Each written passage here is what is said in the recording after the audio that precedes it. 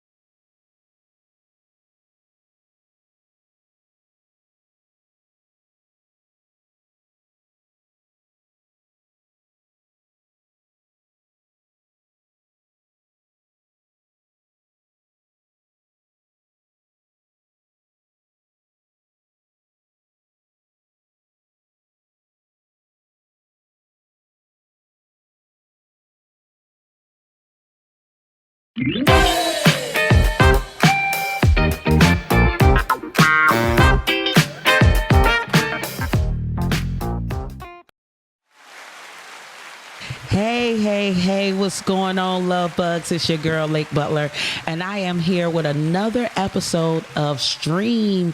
Yay! Now, you guys know here at Podcastic, we are celebrating the men of our city and beyond. And I am so ecstatic for the guest that I have today. You guys may know him from the hit series, Tyler Perry series, Bruh, but I know him from AGT. Oh my God. So let's not take any more time up and introduce you guys to Mr. Barry Brewer Jr. Hey, I love the applause. We got a whole engineer and everything. I hear y'all big time. How are you? I'm doing well. Thank you for having me. Oh, thank you for being here. So, you know what's crazy? When I was told I would be interviewing you and I was doing my research, the very last video I pretty much came across was your audition at AGT. And I'm like, oh, You remember know me? him. I know you well.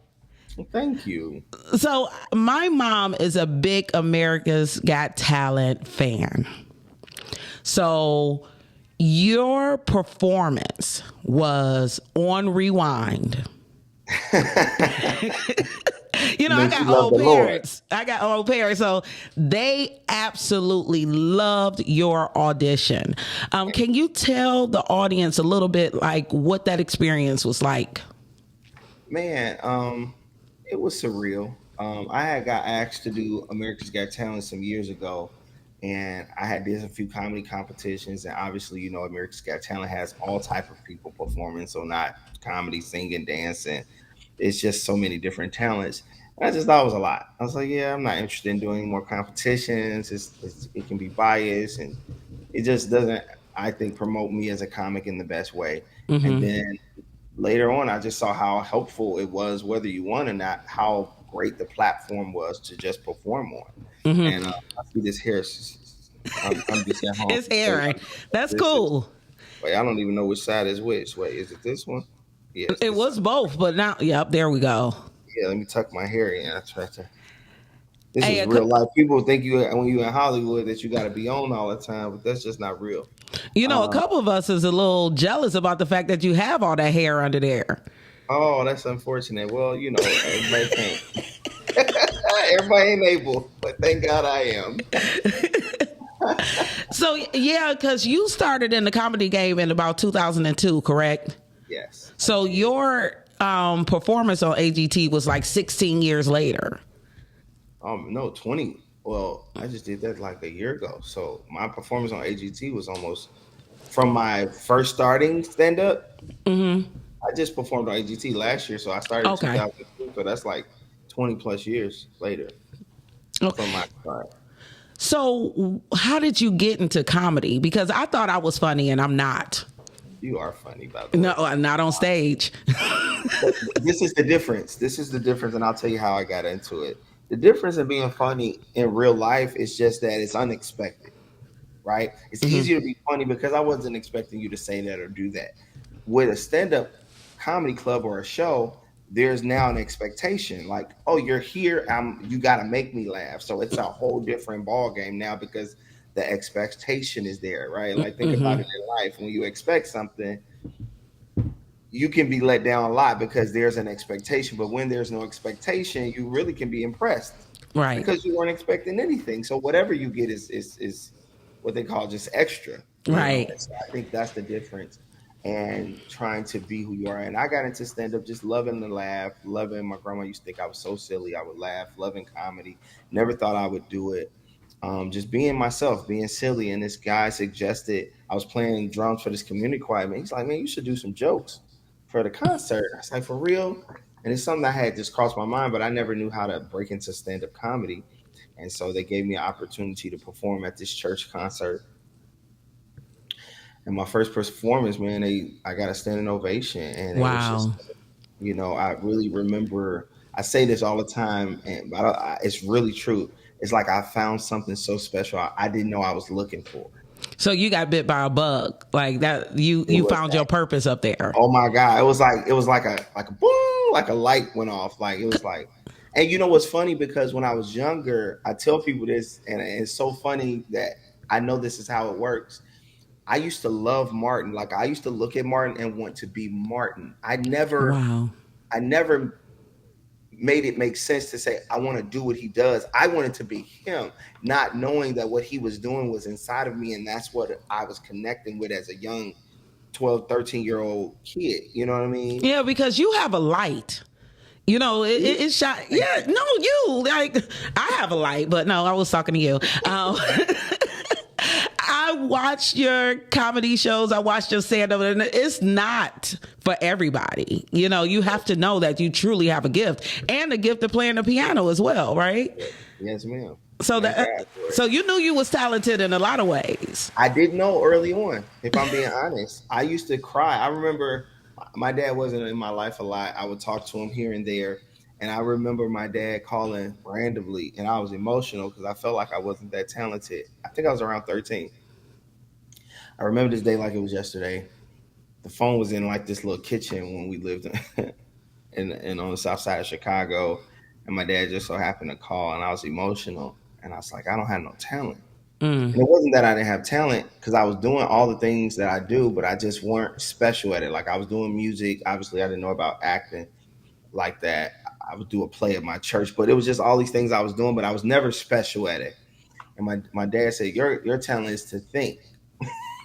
So mad at 13. Like, what kind of stupid talent is that? But as I got older, my talents started to blossom. And the thing I think that God allowed me not to know how special I was because he wanted me to understand what it felt like to be the underdog so that I would always represent the underdog even when I got to the top of the mountain.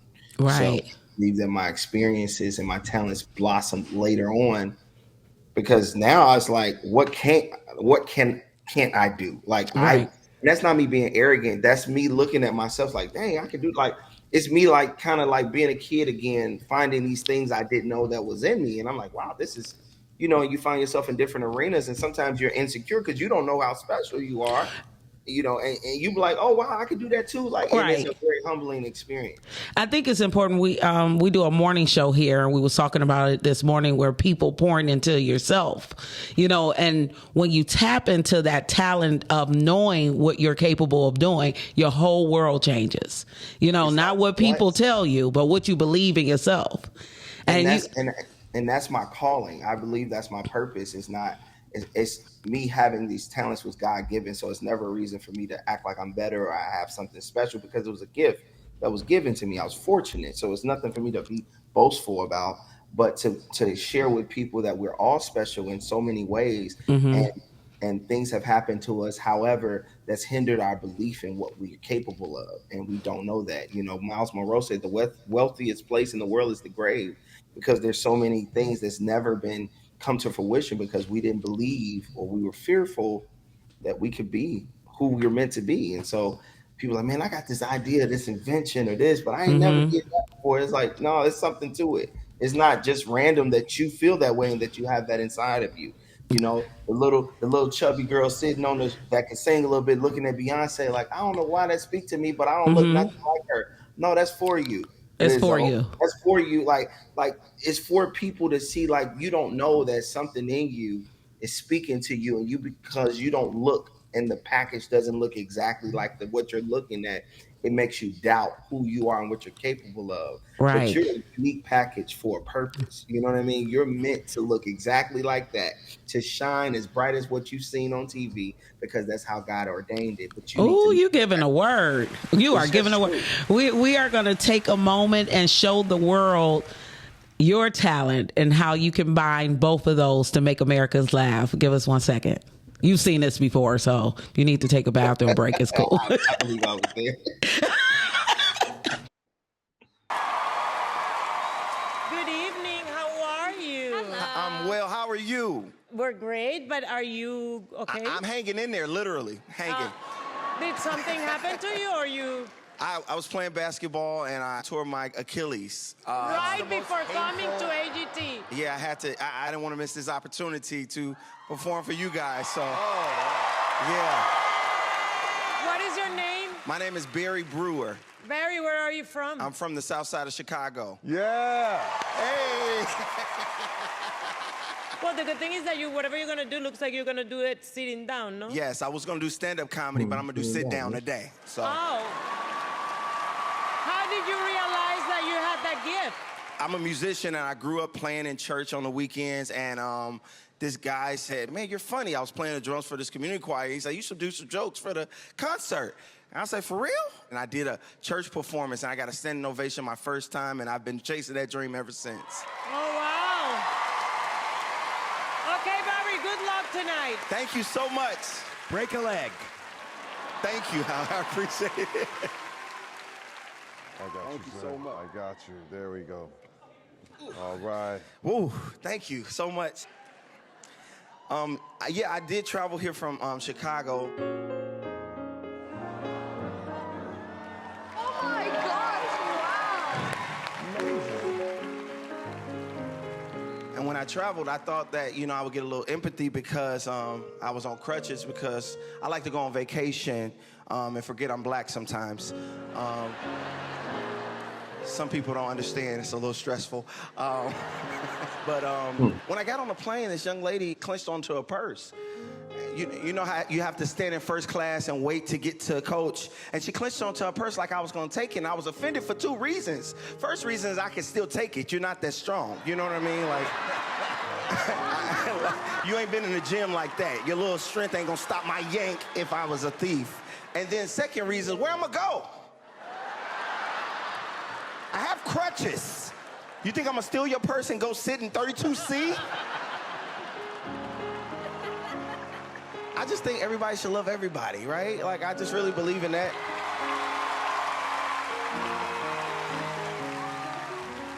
And being a musician, man, I got to play for different churches. I grew up and I learned how to play in church, so I got to play for black church and white church. White church is a little more simple. Their Jesus is simple. The chords are simple. The pastor, he gets up, he does his message. For God so loved the world that he gave his only begotten son. Thank you, God. That whosoever believeth in him, you just have to believe, shall not perish, but have everlasting life.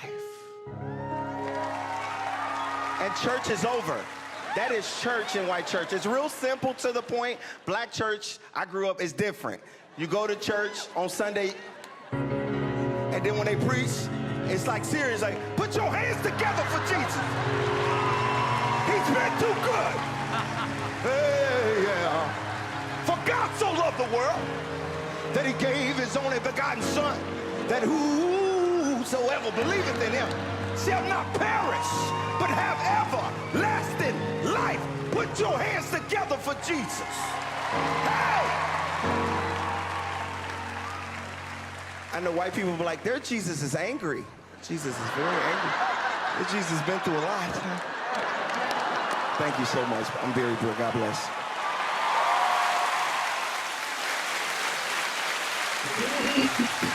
Well, at least one of us is smiling.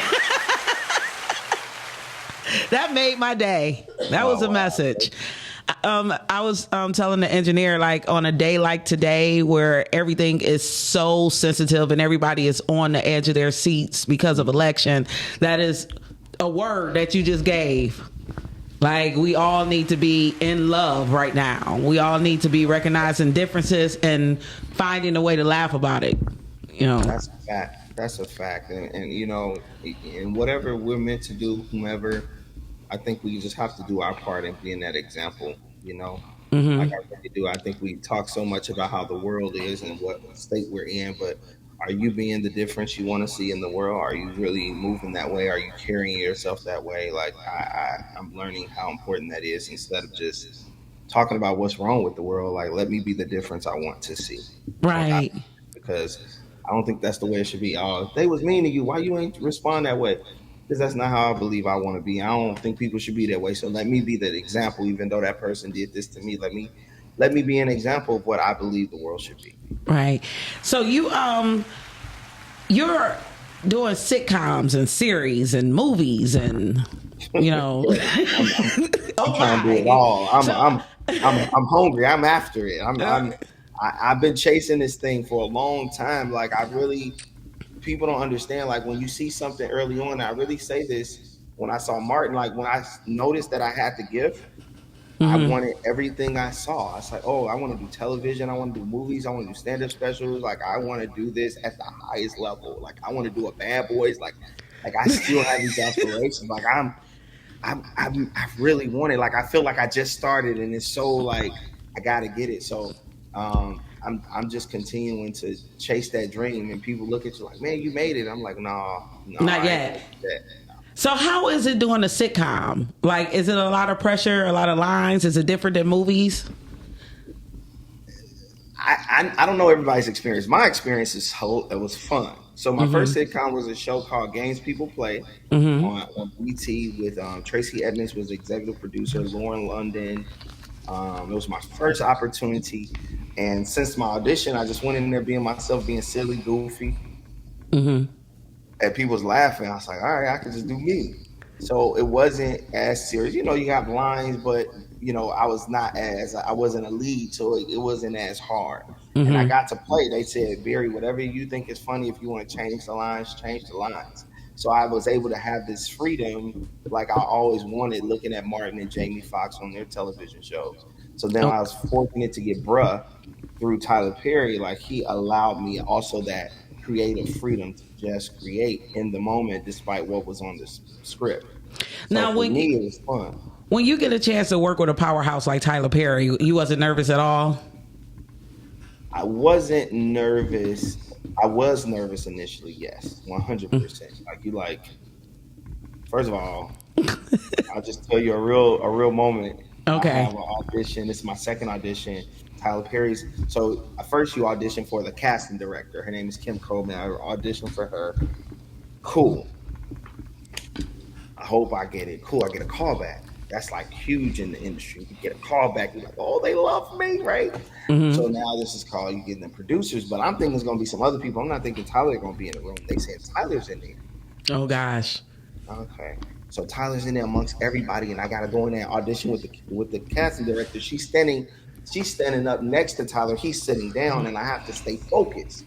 And I was super nervous, and I heard something. I don't mean to be super spiritual, but I'm just gonna tell you what I heard.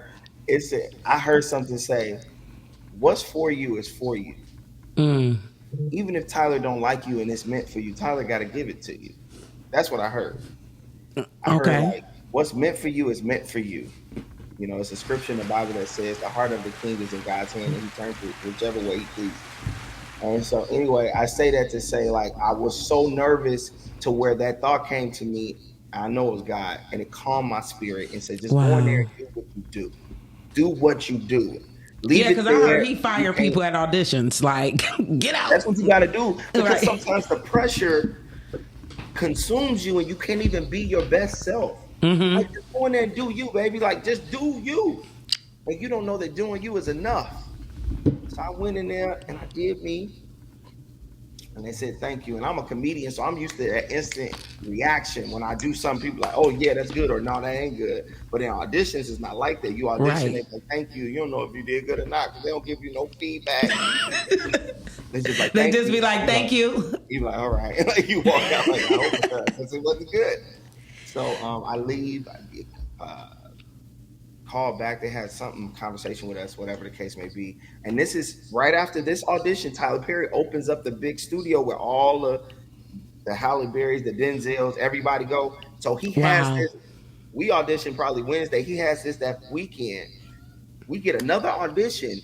I'm in front of Tyler Perry on Monday after that whole extravaganza that he had. I said, this man don't stop working. He just had this, you know what I mean? Monday, he right back in LA. Like, okay. So I went back in front of Wow. him and auditioned the third time. 2 times. So, so the studio is in Atlanta, but you film in LA?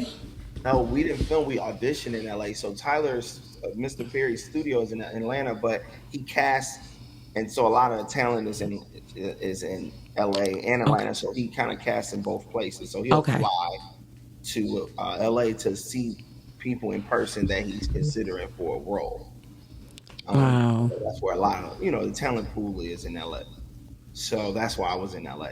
So we ended up flying and filming the show in Atlanta at Tyler Perry Studios. So So, yeah. long story short, go ahead. Long story short, I I'm here went for into you. the audition room. It was just him and his producer Mark Swinton, and I'm just now it's a personable. Like we're in this very small office, and it's just him, me, and Mark Swinton, which is his producer.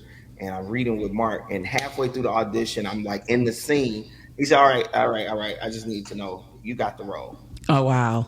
So Mr. Perry tells me that in the room, so I don't walk away. He's like, "You got the role. I just wanted to be sure it was you. Oh, It's, wow. it's you. It's you." That's what he said. It's you. So I don't even know how to feel when he said that. I'm like, oh, okay, like, cause I got issues growing up. I'm like, yeah, this still ain't real. Like, Like, it's me. Like, okay.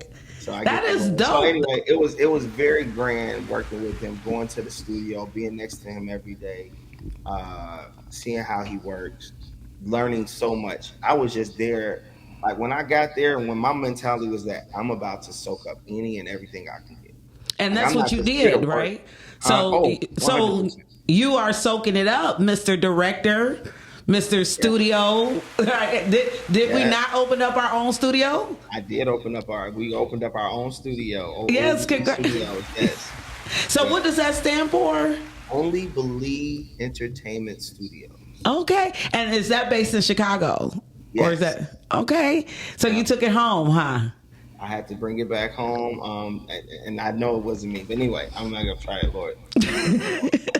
Hey, you preach to us, okay? Because you got a lot of people listening, and we are building our own independent film industry here in Detroit.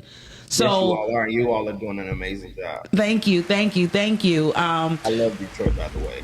Oh, thank you. Well, we're waiting to know when you're gonna do a show here. I just did one. I was just there. Oh, oops. Literally weeks ago. I didn't get the memo. Miles came through. I don't know, Miles. I gotta get you there. Like, I was at one mic, the club downtown. I love going to Motown. Like, I get inspired so much. Barry Gordy, story and Motown is so inspirational to me, and I needed this extra push. And I've been there and went like, there's somebody having a vision and a dream, and not having all the resources to make it come to life and believe in it. It's just when I went there the second time, I just needed that refresher because people don't understand when you're an actor.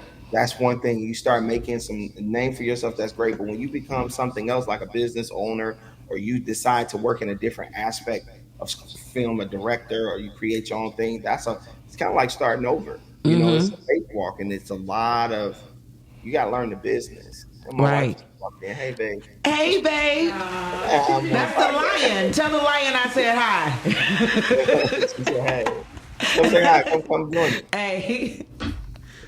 I don't want the eagle to fly away. You know, I want to get a part of the joke. You know, we're lions.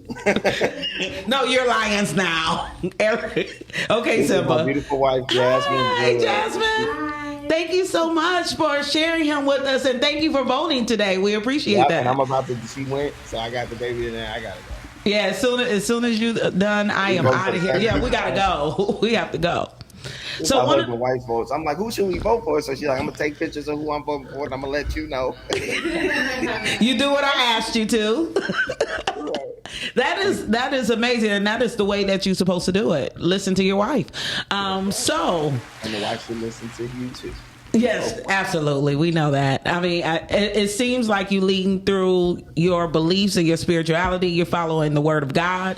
You know what I mean? Like that is beautiful. I'm trying. I'm not perfect, man, but I'm really trying to like continue just to strive for the best. Like you can be the best version of yourself, and really all your dreams. I just want to leave here empty. And I truly do. Like I want to accomplish all that I was meant to, all that that's been instilled in me. I want to leave it here. And I want to, and along the way, I want to be intentional with that.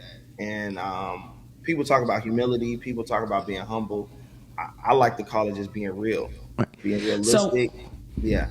One of the things that I talk about is like leaving a tangible product here. I love and I just watched Left on Red. You watched it? Thank you. And you're welcome. I will go to bed and play it every night if that gets you more credits. But I actually watched it. That's such a real thing for us to put that movie together. It's our first movie from the studio. I wrote, directed it. I was super Tyler Perry. My wife's grandma called me Tyler Perry Jr. That's easier to say than I was like, I'm a grown man, but I started embracing it. I'm like, that's a great compliment. So yes. Thank you for watching it. How did you like it? So before I tell you how I like it, we're going to play the trailer for our audience to be able to see, and then we're going to bring on Mr. Williams as well, who's a huge Tubi actor here in Detroit. Oh, nice. Yeah, huge. Still huge in Kinlock. Guy meets a girl at the grocery store or at a party, and then they lock eyes from across the room, and then they fall madly in love with each other. My name is Taylor. It's nice to meet you. I think she's the one. What do you even know about this girl, Cal? I don't forget no faces. I never teach you how to flex from people! Tell me about this girl. I think this one's special, Jules.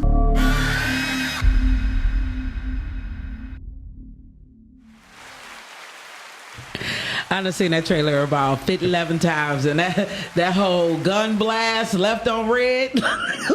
Jesus Christ. It is. Ooh.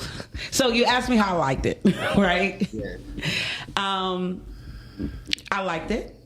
I liked the fact that it was straight and to the point. You know what I'm saying? Like it was written well and produced well. And I am all about running time, especially when it comes to thrillers. Like I feel like a thriller should never be more than 135 minutes. or 1 minute 35, 1 hour 35 minutes. So I love that you got in there, you got to the point, and it looked amazing. Like we have this stigma here of Tubi movies, so I'm like, the cinematography on this was everything. So that was your first project out of the studio. Yeah, our first feature film, yes. So what did that feel like? It felt great. I put a lot of time in shooting a lot of sketches and short films and short series. So I've had a lot of experience in just learning quality in all aspects outside of just acting, but the visual, the sound, the whole process. And so, you grow when you do something. So I'm looking like, it could have been so much better. But yeah, I'm very proud of it. I'm very excited. I like the movie. I think when I like something, it's really good because I'm a very hard critic Right. of my own art. Like I try to be as honest and transparent about what's real, and because that's the only way I think you can find quality if you be honest and not be biased because you think you're all that. It's like, but is it really good? You know what I mean? Not because of who you are and what you did yesterday, but is this good right now for real? Now, when we talk about good, we have Mr. Johnathan C. Williams here, everybody. Give it up. Now, Johnathan has been in 28 films and 19 theater productions here in the city. What do you, I had to watch them all. What you laughing for? I had 2 days to do my research. Like 28 films. Jesus Christ. 2 days. Okay, lady. Okay, no, I've been a fan for a really long time. Thank you so much for making time to see us today. No, thank you so much. I appreciate you bringing me on today. It's been a long time coming. It took us a while to get here, but we got here. Yeah, because I understand when you guys are asking to do shows and you're taking time out of your busy schedule to sit with us, and you have work. Like this is promotion, but this is work. No, but this is part of it, right? I mean, this is what we do. We get out, we talk to people, and we promote what we're doing. We let people know who we are, right? And we get to know who you are, and this is par for the course. All right. So for one, like I said, here at Podcastics, we are giving flowers to men who are doing the work, African-American men who are doing the work. And we want to give you guys flowers and thank you so much for putting out positive images. Even though Taylor wasn't that positive, Mr. Barry. Taylor was tripping, but character. Yeah, that was she was a character. But you guys are out here shining light on people, and we thank you so much for it. So, Johnathan, I'm gonna start with you. Like, what gave you the inspiration to start acting? Well, I mean, probably like most people, started off in the church, right? Doing church plays, getting up there doing my Easter speeches and everything with my 3-piece suit on, my big wide knot tie. Right? And from there, it just play after play after play. And then, you just get used to that and you figure out I think I'm pretty good at it. When people tell you pretty good at it, and then you kind of grow from there. Right. But for me, I just kind of took a break, didn't pay any more attention to it. My brother-in-law was a writer. God bless his soul, Anthony Howard. He was a writer, and so that kind of got me more and more involved in it. And so, I just love being there. 28 movies. Something like that. Maybe that's what your resume is. If it's more than that, you ran out of paper. Goddamn. I mean, it's a lot of fun, right? I like what I do, and I'm trying to do as much as I can. I like what Brother Barry said earlier. I want to leave here empty. I want to know everything from in front of the camera, behind the camera, on the side of the camera, what's inside the camera. I want to get to know everything about it because I just like what I do. Wow. I like the entertainment portion of it, the creative side of it all. I just want to leave it empty. I like that. So, Barry, did you have any type of challenges when it came to breaking into this industry? Oh yes, always. I think one of the biggest challenges that I would suggest that I went through, that I think a lot of us go through, is just believing in yourself enough to continue on, even though things are not happening the way you envision it or the way you want it to happen. Like the no's or the opportunities you're seeking not coming to pass. And time passing by, and you're like, okay, am I doing what I'm supposed to be doing? Like, it's not clicking yet, right? And time's still passing, and like I got my first opportunity on TV. I'm 17 years into the game. Right.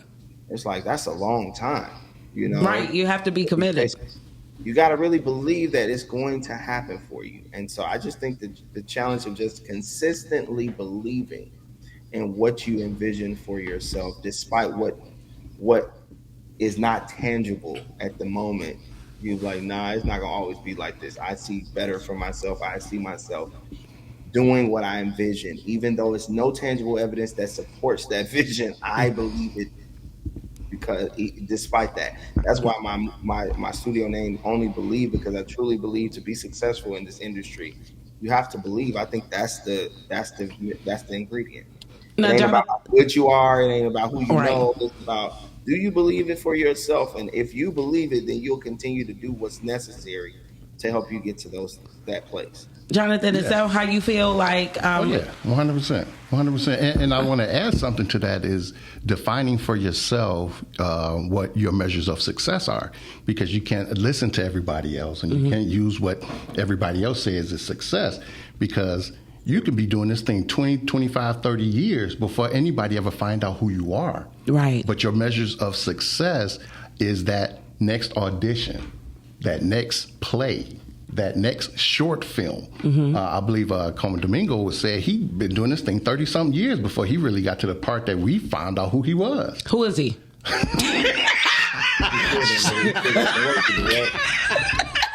Still got some work to do. No, that's okay. Big time. That's okay. That's okay. That's okay. He's one of my favorite actors. He was in Fear the Walking Dead. He was in Ruskin. I mean, he's been Is that the black guy? Yeah. Oh, that was Morgan. Yes. No. Oh, the other guy. Fear the Walking Dead. Morgan was in both. Yeah. But You that talking was about James. But anyway. You have this person. She said Morgan was in both. I don't know if your guy was. Right. But so he was the one that ruined the show. I remember. I'm a big Fear of the Walking. He was the black guy who, he played a gay character. I just can't think of his name right now, but I didn't know his real name. But he doesn't know mine. But that example is great. It just shows you like how much he had to believe in himself to continue to Absolutely to keep pushing through. And I think that's the unspoken thing that's really should be applauded, is somebody's perseverance and belief in themselves. And I think that's just the ingredients for anything that you want to do in life, not even just entertainment. How do you gentlemen fight through the no's? Your belief. I believe that this no is just pushing me closer to my opportunity. Like, this no is just a part of my process. This fall or this opportunity that I didn't get, I'm that many steps closer to what's meant for me to have. Like, if you can take that no as just moving out the way. You ever open a piece of mail, you looking for a check? Okay, that ain't it. That ain't it. I'm trying to get to the check. I'm looking for I got a check coming. Dang, that wasn't in this mail. I'm gonna wait till tomorrow. Like, the check is coming. You know the check is coming. So those no's are just those piece of mails that's not the check yet, and you're looking for your check. And if it doesn't come today and it doesn't come tomorrow, you know that somebody put it in the mail. You believe that. You just explained why I do not check my mail. There's never a check in my mail. I mean, it's for me. I don't like rejection. Okay. Being an actor, right? I don't like rejection, but you have to go through that. It is a process. It's a process, and you have to realize that. What is your goal, right? Like, is your goal to get the part? Is your goal to present the best perspective you have of that character, right? You present the best perspective you have of that character, and they have to decide if they want you or not. You just interpret that character, you present it, you perform it, and you done. That's your success. Did you get through that part? Then that's done. And that speaks to what I was saying earlier. I just want to piggyback on that. Remember, I was saying, go in there and just be your best version of yourself. Stop worrying about all these other factors that you can't control. Exactly. Oh, this is Tyler and this could change my life. Like, just go and do you. And in that, you get it or not. And that's exactly what I think he's saying. Like, Yep. I can't do nothing more than I can do. So either you won't like what I have or not. So all these other things that I'm trying to make sense ain't going to help progress with anything I'm trying to do. Yeah. Either it's mine or it's not. So it doesn't matter how great I am. If it's not mine, I'm not gonna get it. So when you talk about importance, how important is it the type of African American role that you guys play or portray as actors? What's the question again? Like how important is the role that you play as an African American man? Like, is it things that you just will not do? Specific roles. Yes, character type. Like gay characters or characters that may go against your natural being and how you carry yourself, type of thing. Yes, how important is that? Like wearing a wig, like people like never wear a wig. Right. Or dress, yeah. Or dress. Yeah, for me, there are some things. There are some things that you just say that I don't want to do. Mm-hmm. And so you don't audition for those roles if you know about them. Sometimes you may get the part, and then you find out later in the script there's something in the script that you didn't know about. So you talk to the director, you get to your level of comfort, right? And so you just have some things that you want to do, some things that you don't want to do. Okay. But at the end of the day, you are an actor, and there's some things that might not be your character. You have to interpret that character and put it on the screen. But then, there are some things that you just saying, I don't feel comfortable doing that. Not saying anything bad to anybody else. I don't feel comfortable doing it. Right. And so I'm not going to do it. Barry, as you find your career expanding, are you able to have that flexibility? I create my own movies, so that matters. Okay, so boom. I say that to say, you can create a narrative of what you want to be. Absolutely. I agree with them. First of all, I think it's important to understand what acting is. Acting is you're taking on the character of a person that was created, and you can't judge your character. Okay. Right? Now, if you judge your character, then you probably shouldn't play that character. Mm-hmm. That's the way I think it's versed. Like me, I grew up watching Martin and Shanae. I grew up watching Wanda and Living Colors. Grew up watching. So for me, I don't feel how everybody else feels as it relates to, just for example, wearing a dress or a wig, because I like those characters. I like Ricky Smiley when he played the grandma character. So what I think is important is that true to you? Because you're not playing the character like that because of what I think the average man would say to me, like, oh, bro, you a sellout. That's when you start not living your truth, if it's truly okay with you. Mm-hmm. You know what I'm saying? Yeah, absolutely. Like, for example, in the show, Bruh, Tom's character, there's a character that was written to have a relationship with a transgender.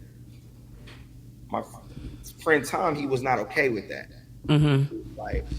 And he handled it away, and then he started talking to us after the fact, and all of us was kind of giving our take on how we would have handled it. And he's like, how would you have handled it? And if I was in this role, and this new concept was written in the script for me to, obviously he didn't know she was a transgender woman. He just thought she was a cisgender woman. And I'm learning my terms, by the way. I was about to say, what are you talking about? Cisgender means she was born I'm almost 50. Woman. I mess up my pronouns. She transformed to a woman at some point. I'm assuming that's the foundation of it. I'm not here to offend nobody. I'm learning. Right. You have to learn. Absolutely. You have to learn. Absolutely. I say that to say he wasn't okay with it. He wasn't comfortable. He didn't want to kiss with her, whatever.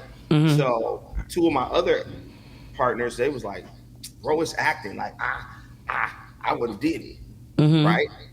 But for them, they're able to let themselves go beyond what him and I wouldn't.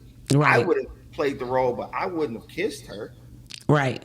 I'm okay, we got to interact. Like, okay, cool. This is where I'm not comfortable, and this is not. And I'm not judging my character. I can't allow my personal character to go beyond that. Right. Right. And I would have shared that. But that's fair, and I agree with what he's saying. So I don't have a particular role. I don't judge my characters. I feel like if it's something personal that it's just like, I can't do that, I can't do that. You know what I mean? That personal conflict. Oh, I'm sorry. I don't want to control. No, I was just saying that a person was taking a picture with Clifton Powell, and the dude in the background was like, that's the dude that raped the da-da-da-da. He was talking about one of his characters. And Clifton got very uncomfortable. He was like, man, pick another role. Pick another thing I've done. Like, he was so right? I've done so much. Yeah. But that was a role he was okay. He did, but understanding the world, like it's just some things I was like, yeah, I just don't ever want to be depicted in that light. So some things I just won't ever do for that reason. That I don't ever want to look back because I know I can act, and I don't want nobody like you did that too good. You know what I mean? Some Right. things is just for me, just for my But personal how I want to be perceived. So I think yeah. all of those things come into play. And I think that if you have a problem with the character that you're portraying, that conflict, that discomfort is going to come through your performance. And it's going to take away from your performance because you're not comfortable. Right. And the camera is going to capture that. And your audience is going to see that. And you're not being truthful, you're not being honest, you're not being authentic. And so that's going to be seen. And sometimes the director sees it as well, and they're like, something ain't right. Take 5 minutes or whatever the case may be. I've had the opportunity to watch both you gentlemen work, and I am very grateful to say you're not the same type of person. You know, like, Johnathan, you portray so many different characters. You know, I'm surprised in A Good Man too that you were the type of person that would bury 4 bodies that I killed. that I tell everyone assisted with burying 4 bodies. That just doesn't speak to your character, man. But acting. But when I see you in different roles, you have a way of embodying those characters where it doesn't seem the same, and I think that's talent. Appreciate that. Thank you. Yeah, I appreciate you doing it, and don't be boring me because I have to do the research and watch all these movies. I don't want to see Johnathan play 28 different movies just being Johnathan. Same thing with you, Mr. Barry. I don't want to see you being the same person. Well, let me say this. That's going to be for acting. Do you think Denzel be so different in all his movies? But no. No, he's not. John Q is the equalizer, and he's in Glory, and he's Man on Fire. He's Man on Fire. He is Malcolm X. He is, like he did a little different with Malcolm, but like I say that to say, like, sometimes, because I always say acting is, I think some people have a range to where they can completely be somebody different. I think like the Robert Downey Jr.'s of the world, the Robin Williams, rest in peace. Like, some of them just have the capacity to be somebody else, and I think some of them suffer from split personalities. But like, I think the average people just learn how to bring out the emotions and the characteristics within themselves of a particular character that was given to them. I think that's what Denzel does well. I think that's what Viola Davis does well. People like that, or Angela Bassett or Lawrence Fishburne. Like, I just think they understand how to bring the authenticity of the emotional characteristics of that character out. And I think that's what makes great acting. Great. So when we talk about great acting, Johnathan, what would you like to leave behind, like your legacy in this game that you have here? As far as acting is concerned, I want people to see that I was authentic. I was good, of course, diverse, versatile, and I put everything out on the screen, on the stage, whatever the case may be, and I performed well. That's dope. As far as the actor side, and I want to do some projects. I'm gonna be doing some projects on my own coming up too. Writing, producing, directing. I think that is the way to go. Wouldn't you agree, Barry? Like taking the reins and putting it in your own hands, right? 100%. I would always agree with that, because I think that if you don't, like, you allow somebody else to control what's important to you and your goals. But yeah, was it the same question for me? Is that what you can go ahead? Absolutely. Oh, no, I didn't want to... Absolutely. It's your show. I'm just trying to get up. No, that's why I'm asking you. It's not my show. It's your show. Chicago. Like, this is my audition. No, I was just asking if I saw a silence and I didn't know. No.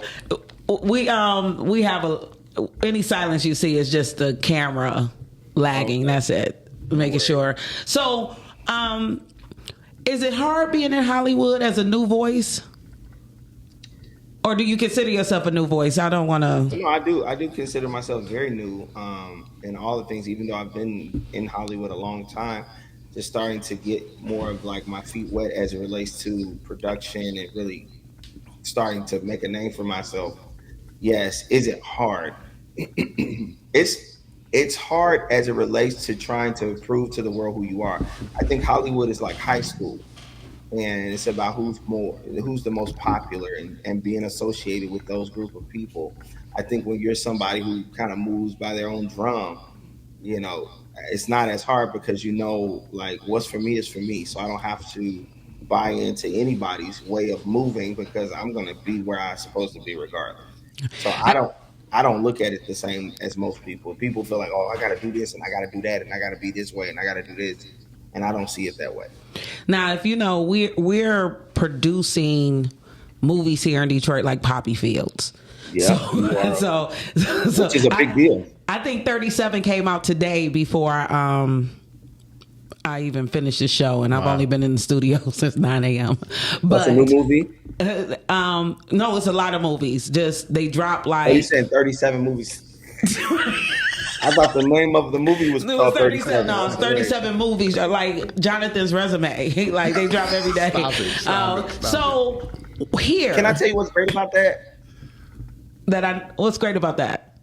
What's great about that is that people are starting to take what they want to be and what they want to do in their own, like they're taking control of what they want to do. Mm-hmm. That's what's so exciting. Even if it's not good, right? Like the fact that you're learning and you're having this, like, let me not wait for somebody to give it to me. Let me go figure it out myself. Mm-hmm. I think that mindset is so amazing and great that it's going to change the narrative. It's going to really tear the structure of Hollywood down because the audience love what they love. So you put something out and it go crazy. Now you're in demand as a filmmaker because you got a huge audience. That's why Tyler, Mr. Perry, is who he is because of his audience. It's not because his content is just so special. It's because his audience love what he does. Absolutely. And that's what he can take to the bank. And that's what matters at the end of the day. That's what film and television and everything entertainment is about, audience. Whether it's the Super Bowl, football, singing, dancing, wrestling, like the slap box competition, like, do they have an audience? Right. They're going well. Yeah. Are you finding your audience, Johnathan? No. I'm looking for them. Shit. I'm looking for them. Where they at? You know where they at? You tell me. Shoot, I don't know. Honestly, no. I'm still looking. Where do I go from there? Next question. Right. You don't know what to say to that. After 28 movies? Hey, it's because I want to exercise all the gifts and the talents that I have, right? There's some parts of me. Go ahead. I just want to share with you, you got to get on that internet. Absolutely. Whether it's you doing what's it called? Monologues. Whether it's you performing, like I have this great idea you can take where I take scenes from movies and I just act it out. Like, and you just put it out into the world. People just start coming to your page and just starting to love, like, this dude can act. Like you gotta do the movies. You gotta get the content. To the audience that watch those movies, but you gotta start using that YouTube, that Facebook, these algorithms that push you and promote you. If something goes viral to people that you would never come in contact with, that become fans of yours. Right, like, appreciate that's that. the new wave. Yeah, no, I mean that from the bottom of my heart, Appreciate bro. that. I want that for you. I want that for all of us, and I want to give game to everybody. And I'm like, that internet, I know we be like, man, I'm not an internet dude, or I don't know, like, I'm not gonna get on here and do these little sketches because you might be a thespian. You're like, I do this for real. So find what you do well and create some content around it and continue to be consistent with it. And I think you'll be surprised. Not only will you get more blessings and bigger opportunities, but you'll get a great audience behind you. And when that audience come behind you, you're going to get some bigger calls. Will Packer calling your phone like, hey, yeah, I got something for you. Yeah, because I'm like 19. Plug me in with Will, dog. 19 I'm going to tell you, Will Packer Company called me because of America's Got Talent. Nice. They hit me up online. Nice. Head of development for Will Packer's company on the phone, like, hey, we saw you, da. Yeah. Because of the platform they saw me on, because of the, you know what I'm saying? Absolutely. It didn't turn into nothing. But the fact that they hit me up, I'm just being honest. I mean, it's the contact. It's an audience, right? It's a relationship. It might turn into something later. Absolutely. Like it happened with Robbie Reed, the casting director. So anyway. And awesome. You are a thespian because 19 plays. Yeah. So you have a joy for acting. Yeah, I love it. I love what I do. And I believe that your gift will make room for you and put you in front of people and put you in rooms and that and people talking about you, right? You have no idea, and phone calls start coming in and what? You know me from where? Okay. That's what happened with Tyler Perry. You know, exactly. So literally what he just said is exactly what happened on the show. I come to find out after I booked this show that random from a sketch that I did, Mr. Perry saw it and told his studio, find these young men and have them audition for this little show I wrote called Brewer. Wow. Only for me to audition to become the lead of the show, and he saw me from YouTube. So exactly what he's saying is reality, because my life is a testament to it. So I totally want you to know that's real. Awesome. Gosh, that's amazing. That is amazing. If you need a detective on your next, you need somebody to find Taylor on Left on Red too. I will. Everybody said I should do one. Call me. I'm all about that. I thought we were doing it too. I drive to Chicago. I ain't nowhere. Sit down and write it. So. You're gonna have to, because you set me up for one. I got you. Wait a minute. Like, what's back there? How'd she get there? Like, don't do that to me. Don't do that to me. That's the type of movies I like to make. I love cliffhangers. Right, but you gotta close the cliff. I know. I do. That's true. That's what I gotta work on. They're gonna chop the place. Right. Like I love that for me. I love that for the audience. You are streaming on Tubi, correct? Yes, Left on Red is on Tubi, and it'll be on All Black starting in January. All Black, the streaming platform.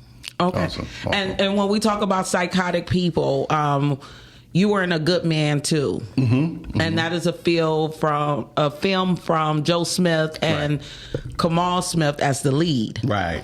So how did you land that role? Wow, I auditioned for it. Oh, shit. Yeah. I'm just asking the obvious questions here. Everybody don't audition. Right. So I had to audition for it. So auditioned for the role, went through the process, got offered the job, and I accepted it, of course. And, I love working with Joe. And I worked with Joe a couple of times. Love working with Kamal. Worked with him a couple of times. And hopefully there's another one coming out that my character is in that one as well. Well, you have to be, because you're going to jail. So, and you are a part of some of the hottest independent Detroit films here. Widow's Fire, Son of a Preacher Man. I got it written down when y'all look me up. And I watched these. God forgives, awesome. I don't. Awesome. But the other night, I watched you guys. I guess I was coming off of Halloween and I wanted to watch Psychotic People. So I watched both your latest movies right behind each other, back to back. We had a crazy... what is it? The Comeback Killer, the Kid Killer, the Heartbreak Kid. The Heartbreak Kid. The Heartbreak Kid. That was some dope stuff. That reminded me of some old Western stuff. And then I got Crazy Ethan on the other side, on the male side, chopping people's ass off. And I was like, don't talk about my little brother. This was brother. I was in the mood. Anybody who talked to me on Sunday got snapped on. Like, you don't really want to know what I'll do with a knife. That was in my head. Right. So what is some of you guys' favorite exercises that you use to bring authenticity to your characters? Is it a process? Well, I think it depends on the role, but I try to find something in my personal life that I can connect to. If I can't find something in my personal life I could connect to, is it somebody that I know? And then I imagine myself in that role, in that place, in that environment, right? I create that imaginary environment for me, and I put myself in there. How would I react? How would I respond? What is the script saying? Right. What's my background to this character? Right. And so I kind of just go from there. That's dope. Now, Mr. Berry, I know that we need to get you out of here so you can vote. Johnathan, you're going to stick around for a little while, but if I follow you, will you follow me back? When you shoot me a DM, I promise you I'll follow you back. I always tell you that. Okay, I'm gonna hold you to it. I still got a show to finish. I will be honored to follow you back and to follow you and keep in touch for real. And William, if you don't mind, bro, follow me. So I would love to work with you as well. Absolutely. And when you come to Detroit, because I want to know, I haven't. Give me a reason to go to one, Mike, because I haven't had one yet. Well, I'm gonna make sure I give you. But was that part of the what is it? Your Jaded tour? Almost Jaded tour. Yep, it sure was. Okay. A stand-up comedy tour, yes, and I'm gonna pick it back up in spring. So, before we let you go, I need you to let the audience know where to find you, where to follow you, where to look at you. And I know they can catch your comedy skit, Chicago I'm Home, on YouTube, correct? Yeah, it's on Chicago I'm Home. It's my stand-up special that is on Tubi. It's on Prime. Okay. It's on YouTube as well. It's a lot of content. Thank you so much for having me. I want to Thank you for being here. Pleasure talking to you as well, bro. Absolutely, you can bro. follow me on all platforms at Barry Brewer Jr. Barry with an A, Barry. Brewer, Brewer, Jr. like Junior, on all platforms. Barry Brewer Jr. Thank you so much for having me. Thank you. And we're going to close out. We're going to cut to the video, Shani. And I thank you so much. I will catch you on the internet, Yes. Sounding 40. that That's Instagram. Okay. Bye. What's up, man? I'm so glad to be here. Man, it's my first time here. Traveling. Y'all, anybody traveling still? Cool, because I know with COVID, you know, people like, I'm driving my car. I know my breath. You know what I mean? People in Florida, they didn't even know it was COVID. They was just chilling. They didn't even know. They was like, what happened? Y'all was in the house? Oh, no, we was in the house. We thought that was a rumor. We thought that y'all was... Y'all really was doing that? He was like, yeah. COVID taught me something. You don't really know how people look if you don't see this half of their face. You really don't know. It's deceiving. You be like, oh, that cute. You be like, oh, that's different. I'm sure it was hard to date during COVID. You get them the number, then you FaceTime, be like, oh, I'm married. Never mind. Never mind. It's okay. Oh, I just got proposed to. It's okay. You don't know what you getting under that mask, do you? Ooh. I like traveling. I just don't like to...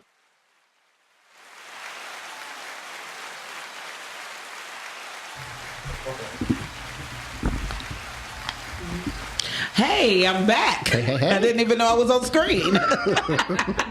I was like, that was the end of the joke. Right. Hey, how that happen? So, welcome back, Love Bugs. It's your girl, Lake Butler, here with Stream, and I am sitting with the amazing Johnathan C. Williams.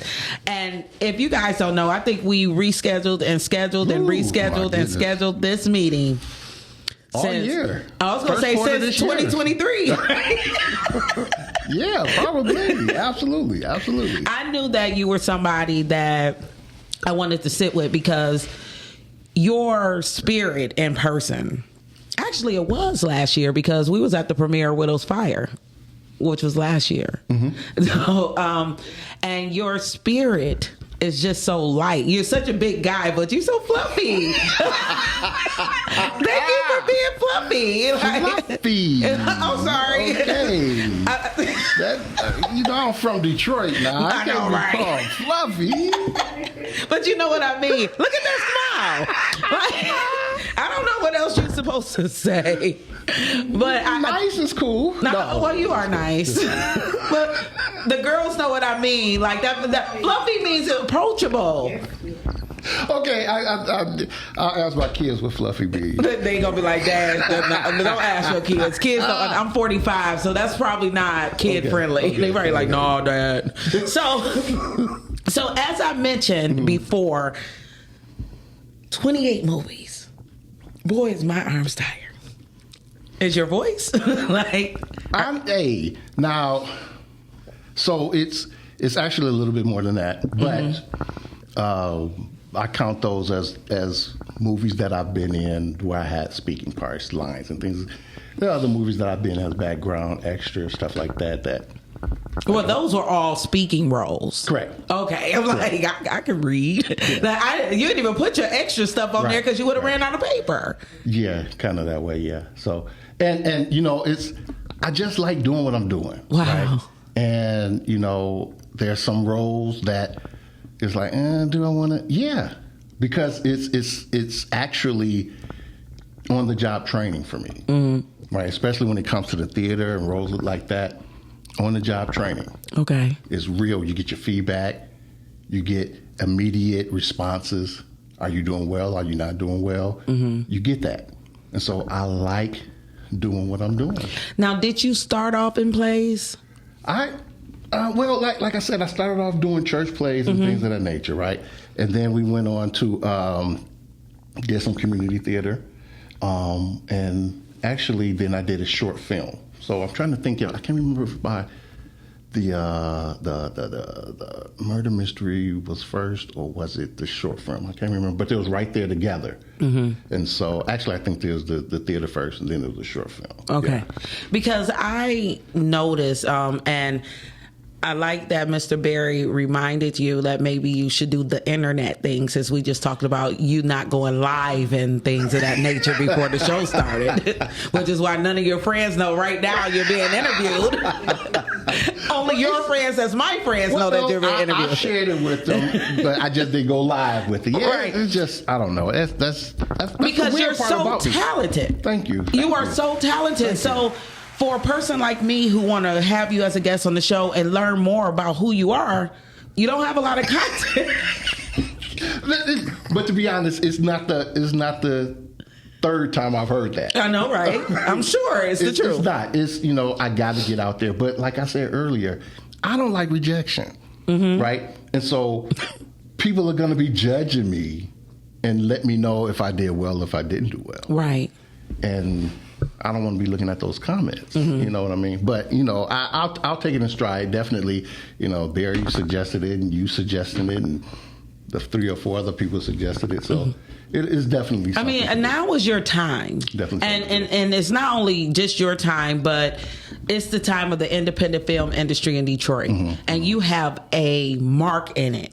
Like, I haven't spoken one movie yet. I think they panned across me about twice. And I show up. You actually are getting the roles, you're speaking the roles. And then the theater part. I've been your friend on Facebook for a really long time. So you're working. You're working. And I have a regular job, too. So, I mean, How do you balance that? It's difficult. It's difficult, but you just find a way to balance it all, right? You make time to do what you want to do, quite honestly. And, if it's something you love to do and it's something you want to do, you'll make time to do it and you'll find a way to get it done. So how is your journey shaping you personally between acting and having your own personal life? Well, I think it's the other way, right? I think my personal life influences my acting. Okay. Because that's the core of who I am. Okay. Right? My family, my wife, my children, that's my core. That's my base. Been married 30 years. And wow. so Clap for that. That's something there. We need to bring you back on skills. Shit, that's the real conversation. Somebody could put on me for 30 years? Right. Yeah, that's almost as many movies as you've done. So I take that and then I influence or try to influence, bring something of myself into the roles that I do. So going back to that, when we were talking about character and you being a husband and a father, does that play a part in the parts that you play? Absolutely. Because, and again, it depends on the specifics of the character or the role that you play, but you definitely have to tap into that. Okay. Right? You definitely have to tap into that care, that concern, that relationship, the tenderness or the sternness, the discipline, whatever it takes. And you just try to find something that you have done in your life where it might not have been the exact same thing, but you can apply the principle to that specific role or that task that you have to do. Now, I know that you're growing. And, we here to Fluffy. make... growing. Growing like a pillow. No, you're growing in your craft. Right. So, but you still have enough experience behind you to give advice to people who are even trying to break into this independent industry that we have here. What would you give as an advice to especially young black men, since we're focusing on men in the business, what would you tell them? Yeah, so I one of the things I do is I'm an acting coach as well. So I do have some clients that do one-on-one coaching. And so some of the things that I like to share is really it's finding out who you are and what do you want to do. Some people want to be famous. Some people want to be good. Right. And I want to find out, what do you want? Do you want to be famous or you want to be good? I would rather your goal be good. Because there's a lot of famous people out there, but what are they famous for? Absolutely. Right? But if you want to do this business to have the longevity and the depth and to have the audience that you want to have, you want to be good at what you do. Now, so many people believe that you just jump on screen. You get the part and, right. You've heard this before, though. You know where I'm going. There is some of that, though. Right. I mean, but you're actually teaching people the skills. How, if I wanted to take a class, how would I do that? Well, you have to look around because there are classes that are going up. You just said you taught. I do coaching. Okay, what's the difference? Training. No, that's a good question because I get asked it all the time. Okay. Training, workshops, things of that nature is basically a knowledge transfer. Is what I like to call it. So you get some information, you get the knowledge, and it gets transferred to you, and it's up to you if you apply that knowledge or not. I'm done with it because I done gave you the knowledge. Now it's up to you to figure out if you want to apply it or not. Right. A coach is invested in you applying those skills, applying that knowledge. So I walk with you to make sure you're applying it. It's not just transferring over and you gone. No. This is what we're going to do. This is how we're going to do it. Now do it. I wish you could see the feed, like if you was going live and you was actually watching the show. You would see that. Here we go. People are on here like, you're awesome, Johnathan. Can't wait to work with you again. Amazing actor. He's an acting coach. They said you was an acting coach before you said you was an acting coach. Somebody said they want to be good. That's the goal. I mean, and you hear this, and of course I didn't get that by myself. I get that from watching people and observing and looking at people. Some of the Hollywood actors and some of our favorite actors, how often do we see them and what do we see them doing? There's some people that I feel is oversaturated. Right. And there's some people's like, where they at? I want to see them again. When is their next movie coming out? Right? So, and you want to find yourself, I guess, in between there, right? You don't want to be oversaturated because then people get tired of seeing you. Right. And then you want to be good enough that people don't want to forget about you. Yeah, that's one of the fears that I have about our industry here. Like, if you have the same people making the same movies and they're locking down this industry, not allowing other people in, then are we going to destroy this industry before we get a chance to grow it? I wouldn't say it's locked down, though, because I think there are a lot of people that's working, and there are some people that you know more than others. But then you just got to find your niche, and what do you want to do? And don't be afraid to branch out and do other things, right? You don't have to do the same cookie cutter that everyone else is doing. Find your unique voice. What story do you want to tell, right? From a filmmaker or an actor, what is the story you want to tell? Do something different. Dare to be different. Detroit is looking Monique for said different. You're her coach. Oh, here we go. Hey, Monique, how you doing? Here we go. Coach me. And then Monique is doing well. She's doing well. I see the growth. I see the confidence coming, and that's all part of it. And the confidence is a big part of it. Gaining confidence to be able to get up there and perform. Yeah. Because every time I perform, I'm nervous. People ask me, I'm nervous. I don't know, like for myself, like I love podcasting. I'm like, I could probably be cast as a podcaster. But when people are like, why don't you go for movies? I get sick. And people be like, but you're so colorful. Like literally, you walked in here with that hat on. Like we wasn't going to ask you to say something. And I be feeling like, oh my, Yeah, so I mean, it takes time, right? And even the seasoned people who've been doing it for a long time still get nervous. When you do stage, though. Yeah. That's what I'm saying. Like, how do you keep your voice from shaking and your legs from shaking and peeing on yourself? Oh, is that just me? But no, I didn't do that. No. I felt like I wanted to. It's experience, right? The more you do something, the better at it you become, and the more familiar it becomes. Right. And so you just become more familiar with it, and you find a way to get through it. Right. Whatever that method is, you just find a way for you. You know, you don't look at the people, look over their heads, right? So you don't catch eye, because as soon as you catch eye with somebody, they looking at me. So you just find different methods of what you want to do and do it. Wow. Do it. Like, we want to see you in some more movies. Yeah, you see me in the first We five. want to see you in some. You don't know. That was you right over there. Yeah. I'm like, where's Waldo? Like, that's the plan. Like, I want to be in 200 movies as an extra. And then when I make my money, I'm going to have contests. Okay. Like, go out and find me. See? That's the plan. That's a plan. Okay. Right? So you are working, or have you finished I Don't Know You? Is that a production? It's coming up. It is something that you're working on now? Up. Yeah, pre-production right now. Okay. Yeah. So, I want people to look out for this, because right now we're in a time where relationships are tender and people are having a hard time connecting. And like I said, I really want to bring you back on another show when we talk about marriages and longevity. But this, this particular project is supposed to touch bases on that as well, right? You have two characters married for 28 years. Ooh-wee. And they wake up one morning and they don't know who they are and they don't have amnesia. Ooh-wee. Ooh-wee. So what can we do? You think you know who the person is, and it's like, wow, I really don't know who you are. I mean, it could be something as simple as breakfast, right? Let's go out to eat. Okay.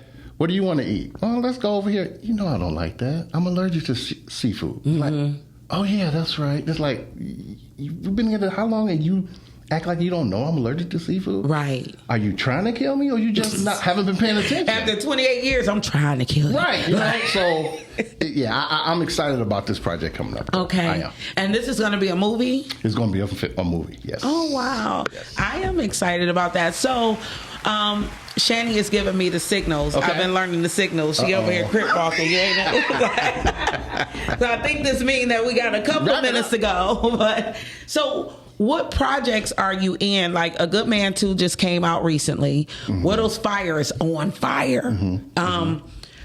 What else? There was a Mirror of Deception. It's out on Vimeo. That was Tamashian Jones. Okay. Absolutely. I tried to find that because I'm supposed to be in it.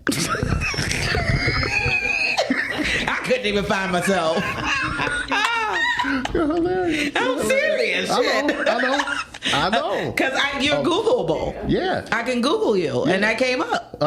And I was like, where is it? Yeah, it's on Vimeo, so you have to find it on Vimeo. Okay. And it's actually mirrorofdeception.com, and it'll take you to where you can watch the movies. Okay. Right? So because I'm in it. Well, you gotta find it. You gotta get to it. I think I'm in it. The way the director was talking to me, he may have cut my ass. I think Johnathan, I seen the movie, you ain't in it. He don't want to say it. That's what I'm feeling like. I'm getting accused. He got shit. I forgot about that, but I don't think I've seen you. So you did film. You just don't know if you made the cut. I don't know if I made the cut. Got it. Because the actress, I was supposed to bring her into the room. And I went to sit her in a chair, and she threw herself in the chair, and the director was not happy. Well, I'm gonna tell on her now. That's one take. Yeah, and I think the second time I set her down too gently because he thought it was my fault. I threw her down. I didn't throw her down, and I'm like, do I say something? That's what happens. I'm not gonna tell you if I saw you or not because I want you to see it. No, I want to see the movie because you have to see it. Mirror of Deception. The idea, you can tell us a little bit about it because I don't want to say too much, but it's supposed to be a thriller, right? It is a thriller. It is a thriller, yes. And it's about the young lady is gorgeous. Phenomenal actress. Okay, and her name? She threw down MK. I'm so happy to pronounce it. That's how I feel about Brewer. MK. I'll mess up her name every time I say it. So just call her MK. So you guys go to mirrordeception.com. Yep. And then it will take you over to the link through Vimeo. And you really need to watch the movie because very good. the scene that I was supposed to be in was fire. It was fire. And I would have been in like the last scene, so I can't really say what was going on. Okay. Because I was like in the reveal. I mean, people have seen it now. You know, the premiere been out, this, that, and the other. But it's only been a month and a half or so. I can't remember the dates because stuff happens so fast. Yeah, the way you working. And I know Martian was actually talking about maybe doing another one, premiere of it. So I don't know what came of that. Okay. So I was about to say another movie. Maybe I can make that one. I was only a cop. Like, can I do a second one? Just keep doing it. Don't stop. I won't. If it's something you know how I am. Don't stop. So even though you only like Friends, because if we follow you, we really won't know your projects. But how can the people find you? Are you on TikTok? No. Facebook, Instagram, IMDb. You'll find me. Yeah. So, yeah. And what can Johnathan C. Williams on Facebook. Instagram is the official Johnathan C. Williams.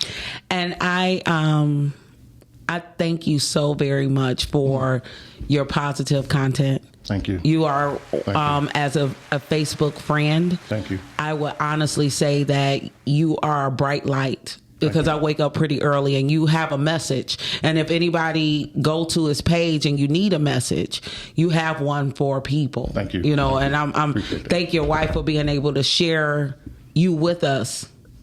You always got to thank the spouse because everybody's not allowed to give that much love to people. And I appreciate being one of the people who receive it. I was on your page looking for content and I got caught up. No, I got caught up in the positive messages. I swear, like, I'm going to lose my job. I don't know shit about this man when he get here.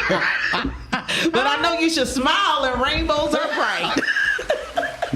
So we do have to go, Mr. Williams. I thank my guest, Barry Brewer Jr. Brewer Jr. Separated.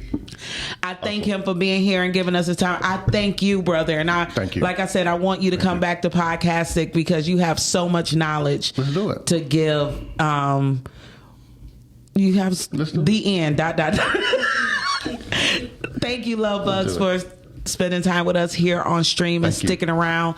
I am your hostess, Lake Butler, and I will see you guys the week after next, which I believe is going to be the 19th, November 19th. And don't forget to vote if you haven't voted. Please, I'm on my way now. Check you out later, Love Bugs.